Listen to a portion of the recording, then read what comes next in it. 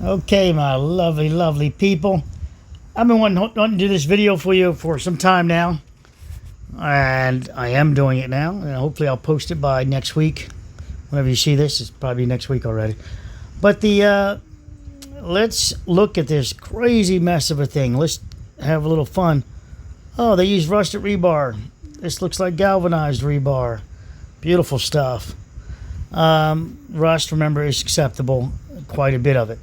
In this content, in this imagery here, there should be more stirrups in the lower section here and closer together, and they come out. I see one stirrup here, and they're using these 90s. I don't know how they're going to add this steel over here. It's going to be quite hard to do that, but it's way up here and not down here. But with that said, this looks friggin' awesome. Looks awesome. Look at all the scraps they got there. It looks beautiful. Now, I'm not saying the quality is, materials and all are good. Here it is, the floor, part of the floor system coming out, and you see that their spacing is such. Pretty nice. You want to get closer here, and then closer here, and then here you can. You should still link them. There's none here. This is equivalent, and I'm going to do this now. This is equivalent to Champlain Tower South, just top steel and bottom steel, but nothing tying them together. These shear links tying them together. It goes all the way over. And there's a rule that says you can't have like more than engulfing these more than. Say we try and do 5, right? 1, 2, 3, 4, 5. They just getting linked like that with the 5. Imagine there's 3 of them. You can do that. But let's say you do the 4th one, and you come on, penny pen. Let's say you do the 4th one, and you want to wrap it. I want you to think about this. Now, as this tries to bulge outwards, you can see that this steel can easily flex. All right, it can easily flex. That's a 135 degree there. So what do? You simply now engulf it with. You'll see steel differently. So you'll see that you can do. Well, let's look down here. I want to see so you can see the patterns. Trying to find. Okay, here they are. They're the links right here. So this one might go here, and then this one goes here, and then this one goes here, and I don't know where that one goes. Maybe I can't see it, but they wrap around like that. So this one, you could go. You could go back here, and then you could wrap it. You can wrap it again from, say, you wanted to. You could wrap it again here, a little box. You can go over here and overlap it like that. And sometimes you'll see people they'll first wrap it like this. And then you'll see, let's change colors, make sure I'm recording good. And then you'll see it turned. And if you look at this, you'll see that. You'll see you'll see the 4 pieces of steel here, and then you'll see this one turn this way. And then on the other one, you'll see the steel going this way. And that makes obviously a much stronger column to resist outward forces when you're loading it. Like buckling a straw. Now you won't be able to buckle it because it's confined with more tape. If you ever see one of my tape videos of that.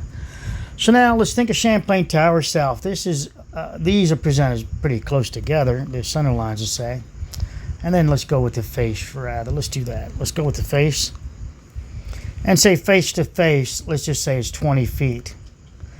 And you go in 5 feet there and 5 feet here, and the 10 feet in the middle. The 10 feet in the middle you can do like this. And that's usually the way it's done. This is not done at Champlain Towers. Do you see the way this is done? All this beautiful stirrup system? It is not done like that. And at Champlain Towers, they just do this. This middle part all the way over. all the way over. And then they try to make your punching shear protection by simply running the steel, changing colors, simply running the steel like this, and this is a column in the middle. I made it round, but that's your column in the middle, and the steel then goes this way, and this way, and then this way, and this way, and they just keep going. They, spacing 12 inches, sometimes 13 inches. They just keep going. There is no build up like this beautiful build up here. There is none of this between front and back of the walls or between columns. There's none of this. None of this was specified. I want you to look at it and this format. So now let's do the column, and then column again. This time I'm just going to draw a pad across them. We'll just have it sitting up there like that. Well, the deflection part will be in here. With the butt part is that, remember, all above a column, just like if you're holding a pen in your fingers, you push down on the pen out on the very end, it's going to be more flexible until you get near the fingertips, and it's going to be a lot more close right here, rigid here. Well, it just doesn't stop rigidity there. It extends out to whatever the behavior of that design comes out to. What I mean by that is, say this is 9 inches of 4,000 psi concrete, right? Well, the same 9 inches at 8,000 psi is going to be a much more rigid than 4,000. So it all matters. Everything matters, right? So let's extend it out here at this, 6,000 psi area. Let's put this rigidity here. Okay. And let's get rid of that one. Let's make it rigid here. It behaves sort of rigid here. But in the middle section, loading here, that this section now is going to behave differently. It's going to flex more, and it won't be out here where I have it here. This is where engineers all believe it is, but that's not true. The cantilever effect is going to always be created based, again, on your behaviors of your materials and your reinforcement. It all matters. You just can't go up. It's here to here, so your maximum deflection is here. Well, that's not true. Or you can uniform distributively load it, and this is okay. No, it's not true. The loads matter. There is no uniform distributed load besides maybe rain coming down, and then it's not just uniform when it works its way over to the drain. It's a little bit heavier going towards the drain, so it's very hard to get uniform distributed load. Water bladder test, water bottle test they even do on bridges in different countries. Not here. We just, calculations work. Open the bridge, get the ribbon out, get the big scissors out, and cut. No load testing needed. So you're loading here. Now you see the deflection is going to be, this will deflect more than this zone, if you will, or this zone. Let's call this the A zones, or more stiff zones. So let's not confuse you. Just do that. Let's call it the stiff zones. Get out of the way. So this is stiff, right? Stiff. This is stiff. This is L stiff, less stiff. So if you load this and deflection happens, this part opens up as it goes down. This is more rigid. This is your part that opens up, and I'm showing you like a V shape showing opening up. Okay, so your pad, your concrete, this is where it would be flexing down here. The opening would result here and here. Then we come to this system that you're looking at, which I really enjoy. This is what I think that these drop panels should be built like this, to make it a true, truly more acting, if you will, two-way slab. So this one has two sides to it, so you're going to have to do, hey, this thing is not just holding one side, it's holding two sides. And now we'll go A and B side on that. This is an A side. This is a B side of this. Concrete's all going to go in here. But there's going to be an A and B side to this. So this may look badass, but it's not going to behave you have to consider the steel placement and the loading, maybe B side versus A side. You have to consider all that. I don't see, of course, they haven't installed the steel yet in this direction on this yet, but I guess they'll get to it. I mean, this is not complete. You see the steel sitting here. And so now, and then they're doing a tie-in, it looks like, up here with some existing rusted metal and this metal. Why that matters, I always think of electrolysis when you're putting two metals together. So hopefully the noble scale, that they resolved it on the noble scale. You can look the noble scale up under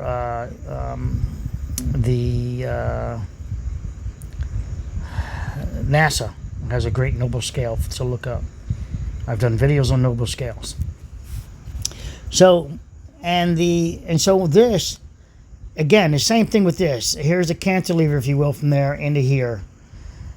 This is okay. So this is going to be less rigid than over here. This section here will be more rigid than the next section, or this section. Well, this will be less rigid, and this is more rigid, stiff, more stiff than this out here, but less stiff than this section in here. And over here, more stiff than over here, but less stiff than this area here, because it's hanging out, right? At some point, you can put so much steel in here that it's just going to be for your loading that it'll just be rigid, all right, and that's great.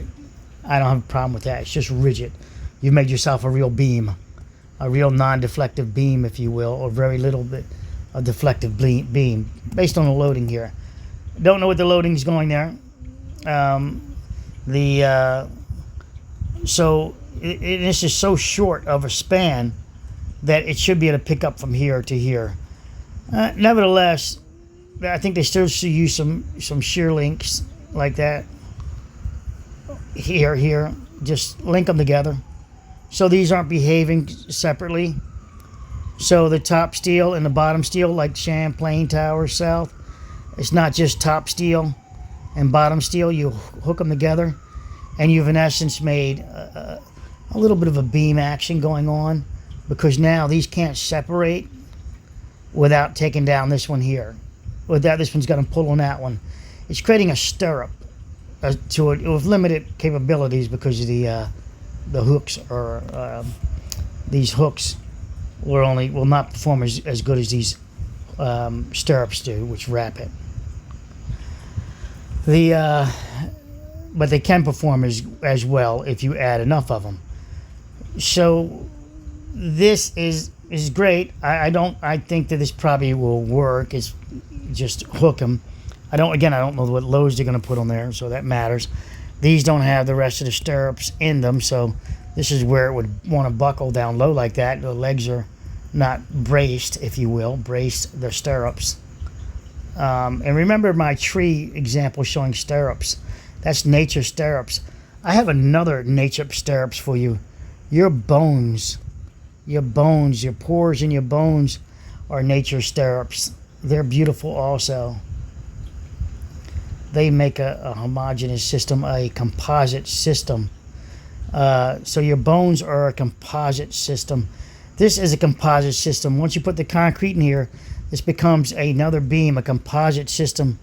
And of course it would matter, again, the PSI concrete, and are you going to be deflecting it? And to make it, if you wanted to, if it deflects and you want it to work to some degree, you need to activate the steel, if you will, by allowing it to go into tension rather than shear, meaning so rigid that this could be so rigid. This system that's right here in front of us, this can be so, there we go. All right, so this can be so rigid in front of us, this piece here, that they put they bring in a crane, they can drop to the roof, and they lay it on top of here, a heavy piece of vibrating equipment or something like that. And this system doesn't deflect. In that case, it puts it in shear, but all this steel here, it would have to shear this piece, this piece, this piece, this piece, this piece, and that's the top steel. And then the bottom steel too. And they are integral to each other. They've now made a beam. I don't see this failing with that. I mean, can't put a crane on it, but you've got a hell of a system here. This type of idea. Now this is the 190 hooks, the 90 hooks, 90 degrees. Before I go, I want to talk to you about development length, and I'll say it in another video also. Development length is how much of the steel is going into here. You need it to anchor. So this is a wall. This is a 2x4 wall, so it's 3.5 inches. All right, 3.5 inches. And you're going to hang a framed board up here. This board is 3 inches. And it weighs 500 pounds. All right. And this is 3.5 inches here. You're going to use typical, you can use structural screws. All right. So here's 3 inches. And this is a 1/2 inch or 5/8 drywall. Let's do 1/2 inch because I can keep it easy that way. So it's 1/2 inch sheet rock or paint, whatever. 1/2 inch right here. So I tell you to use a 3 3/4 inch screw. Let's change that. A 3 3/4 inch screw. Well, this is 3 inches. That's a 1/2 inch. This stud is 3.5 inches thick. So 3 3/4, you'll get how much penetration, considering you can do flush on the screw. All right. So you come through here, 3 3/4 will get you through the drywall into the stud. This is a stud. It will get you in there 1/4 inch. So your development length is 1/4 inch. Keep in mind, the screws have a tapered head on them, so you're going to get even less power. Pull-out power is going to be shit. So you should expect that to fall on your feet pretty damn soon. Now, so what would you do? You got 3.5 inches there. What's your maximum development length you can do with a screw? Not on an angle, just straight in. What's the maximum development length you can do? Well, you got 3.5 right here. You've got 3 inches here. There's 6 inches. There's a 1/2 inch here. So there's 4. 7 inches is what your total face to back of the stud is. Now let's put a 1/2 inch space there for a sound barrier, whatever it may be. So what would you remember? Keep in mind the screw head has a little bit of taper on it. So you wanted the shank of the screw. The shank of the screw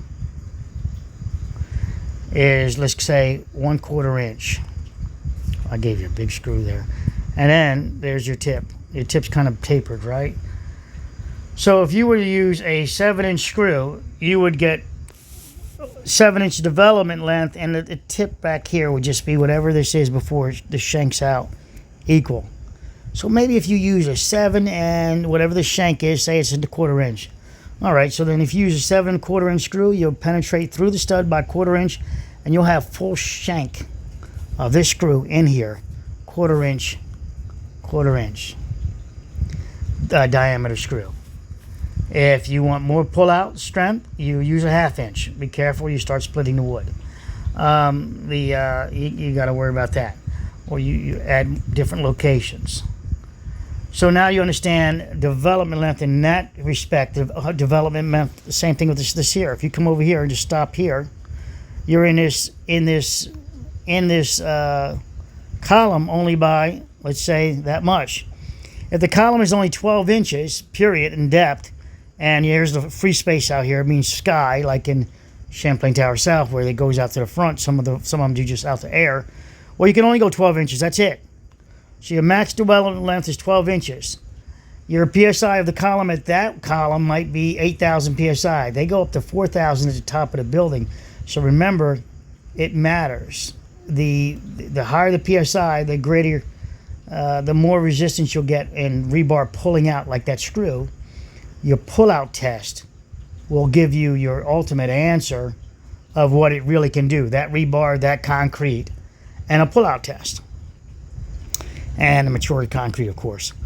In this case, here's their floors coming over. They come into the studs, well, only 12 inches, let's say. Now, how do you get a greater pull-out test say your pull-out test under 12 inches, just with that only 12 inches development.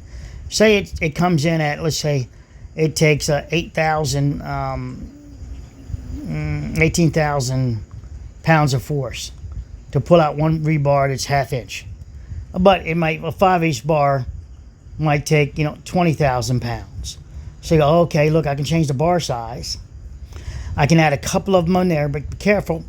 You don't want to overlap their cone of influence of stresses. As this wants to pull out, there's a cone that wants to pull out, that wants to blast off. So you don't want these overlapping. You don't want the one over here overlapping, because now you have a weaker. Both of them are double dipping in the same spot. So that's a different pull-out test altogether. You'd have to put the steel together and test it there, and then you'll see the reduced pull-out strength. And you pull them both at the same time. Stress them at the same time if you want a better answer on that. Now, so how do you get you bring this down, and instead of going there, you keep cover maybe 2 inches, and you trade off. You now make a 90 in here, and it becomes an anchor, as I told you guys about anchors. It becomes a greater anchor, so now when you're trying to pull it out, this anchor, this foot, really helps you to get you a much greater, you get your 20,000 with the 1/2 inch rebar now because of the anchor. Or you can come down and maybe they allow a hook on overhangs hooks. This wouldn't be a hook. These are typically 90s at the end if this was not here. It was out to air. So you get your 90s. Champlain Tower South, the failure, and we'll go over that in other videos. We see I call them sausage links, right here. I don't see the blowout like I like to see. So what I know would happen then is that the pad deflected. Upon deflecting, it did my force multiplier effect I told you about and fractured. The deflection of the deck, rotating down, force multiplier effect. And you get that sausage link that's so clean at all the connections, all the floors. And I believe you probably will find rebar there where it snapped the rebar on this it's a rotation. I know a lot of engineers just think they point down, straight down. That is wrong. That is wrong. Unless you can literally balance this and load it all equally, then you'll get a push down at this location. Then you'll get your literal pushing down in shear, your bypass. But it's untrue to do drawings like this and then say the pad's here and this column here, and engineers will always do this. This is untrue. It's this. It's a deflection. It's a rotation. That creates a force multiplier effect. Your stress, you're opening up top there, and now once it cracks there, what happens? This deflection increases, but now the amount of concrete is reduced because this is no longer participating because it's a crack. A crack is a full opening, is a full defect. Unless it happens to be steel there, then I'll go, that's a little different calculation. But the concrete is not participating across an air gap, right? A crack. An air gap. Concrete doesn't do air gaps, all right?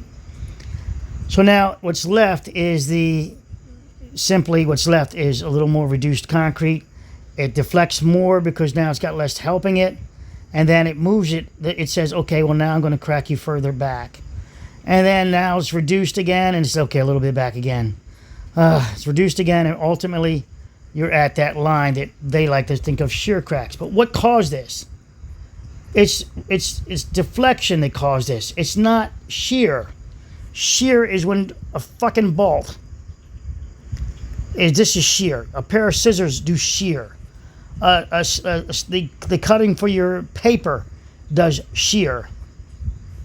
This is, you don't say, oh, it's a deflection failure. No, you wouldn't even think of it when you use a pair of scissors. I wouldn't even think of trying to tell you it's a deflection failure. It's a bypass failure. One's, the scissors are coming in and it's bypassing like the bolt, a bolt and shear. Sometimes they're double shear, triple shear, whatever. So it is not this, what you see engineers always showing you this. This is shear, and this is what it looks like. Not true. This is deflection failure because the deck is deflecting. If you take the load off and the deck stops deflecting, this will come to a stop. And the deck stops deflecting, I said. That means the load is stable now.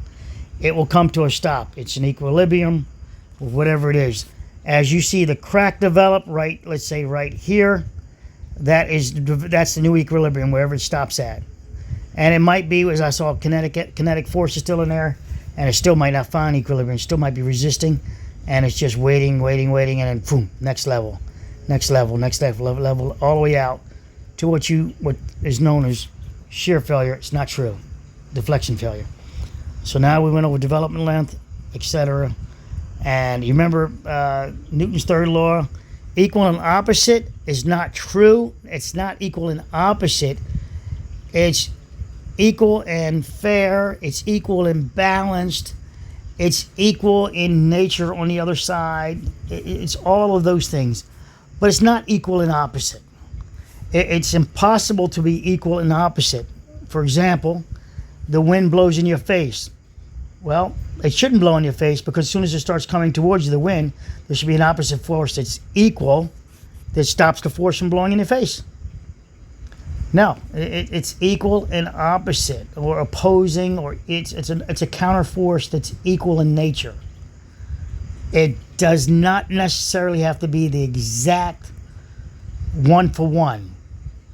It does not have to be the exact one-for-one. You're driving a nail into a board, the board is not pushing back at you like a lot of clown engineers will tell you the earth is pushing back. The earth is not pushing back. You load that soil up, it's going to find settlement, it's going to get to, it finds equilibrium until it gets the equal and opposite resistance that it can hold the soil above it. But it's not pushing back. If it was pushing back, let's say you put 100 tons on it, and they say, well, the earth's pushing back at 100 tons. I've seen a couple of clown engineers say that. The earth's pushing back at 100 tons. Oh, well, guess what happens? What happens if I quickly pull the 100 tons off, if I kick it off my foot? The earth's real fast. Did it catch on? And it said, oh, and it reduced back by 100 tons. Or does it spring into the air, fly into the air? Does it fly into the air? No, it doesn't. No, there's not pushing back, all right? Anybody want to challenge me on pushing back? I'll call you a clown, but I'll also say you probably believe in well, global warming can't be true either, because it's equal and opposite, right? So it can't be such thing as global warming. It's got to be equal and opposite. You can't make more heat. All right, now we'll check this out. Besides, I turn my car on, open the windows to cool the planet down. I do my share. So or my AC, I mean. So I got one more for you. Two rocks collided. And they made, if you believe, the two rocks collided, then and we came from two rocks, right? The Big Bang Theory. The Big Bang Theory. I ask you, where are those rocks now? Where the hell are those rocks now in the Big Bang Theory?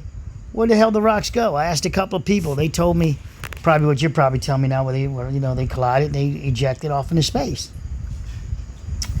Well, I have to tell you, those two rocks, if you believe in that theory, collided, and they made an embryo. They became one. Guess what? You're on that fucking rock. You're on that big experiment that you said the two rocks colliding. You're on them. You don't have to look for that two rocks and wonder about it. You're on it, if you believe in that. And then they made monkeys. And then they jumped forward. All monkeys wanted to be with human. And the rocks are so suck that all they stopped at was humans. They didn't do any better than humans. We're supposed to be the apex of the planet. All they did was stop at humans. So I find your two rocks to be inferior in their quality of what they produce. These two eggs suck. Hope you guys love my trolling. Love you. Bye.